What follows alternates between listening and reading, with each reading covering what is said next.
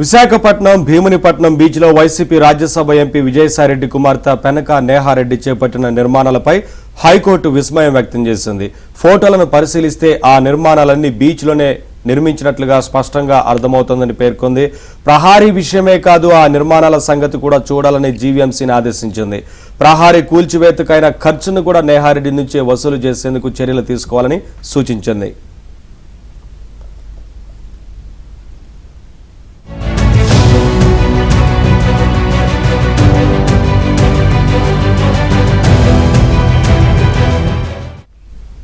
నిర్మాణాలు చేపట్టిన భూమి యాజమాన్య హక్కులపై ఆధారాలు చూపాలి అంటూ నేహారెడ్డిని జీవీఎంసీ వివరణ అడిగిన నేపథ్యంలో హైకోర్టు తదుపరి విచారణను వచ్చే వారానికి వాయిదా వేసింది.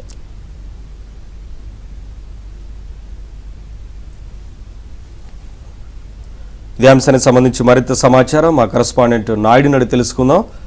నాయుడు, మొత్తంగా అక్రమ నిర్మాణాలకు సంబంధించి సీరియస్ అయినట్లుగా తెలుస్తా ఉంది. ఇప్పటికే ఆ ప్రహారీ కూల్చివేతకు సంబంధించిన డబ్బులు కూడా వారి నుంచే వసూలు చేయాలంటూ డైరెక్షన్ ఇచ్చినట్లు తెలుస్తా ఉంది కదా, ఏంటి వివరాలు?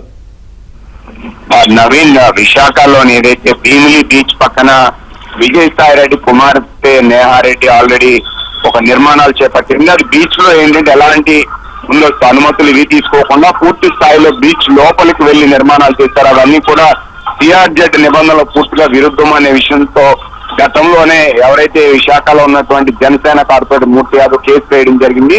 సో దాని మీద హైకోర్టు ఆదేశాల మేరకు జీవీఎంసీ అధికారులు ఆల్రెడీ వాటిని కూల్చివేయడం జరిగింది. అయితే ఇదే విషయం పైన ఆల్రెడీ ఆ కూల్చివేతలకు సంబంధించినటువంటి ఫోటోలు వీటిలన్నింటినీ కూడా ఆల్రెడీ కోర్టుకు సమర్పించిన తర్వాత ఈ నిర్మాణాలన్నీ కూడా సిఆర్జెడ్ నిబంధనలకు విరుద్ధంగా ఉన్నాయి.